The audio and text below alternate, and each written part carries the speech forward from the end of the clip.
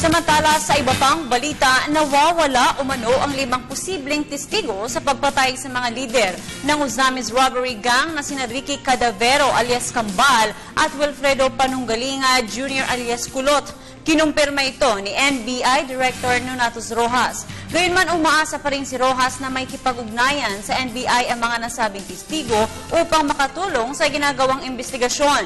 Kahapon, hindi nakadalo ang mga nasabing testigo sa nakatakda sanang interview sa kanila sa NBI. Nauna rito, nagbigay ng salaysay ang 16 na taong gulang na testigo na may 2 sasakyan umano siyang nakita na humarang sa kalsada ng Barangay San Antonio sa bayan ng San Pedro, Laguna. Ilang oras bago dumaan ang van kung saan lulan nakasakay sina Cadavero at Panunggalinga. Taliwas din anya sa pahayag ng mga pulis, walang convoy ang van na ginamit at sinakyan ng mga biktima. Isinailalim na rin sa ballistic test ng NBI Forensics Team ang mga nakuhang bullet shells at slugs mula sa crime scene. Tinik din ng NBI na sa ilalim ni isa sa Witness Protection Program ang nasabing binata.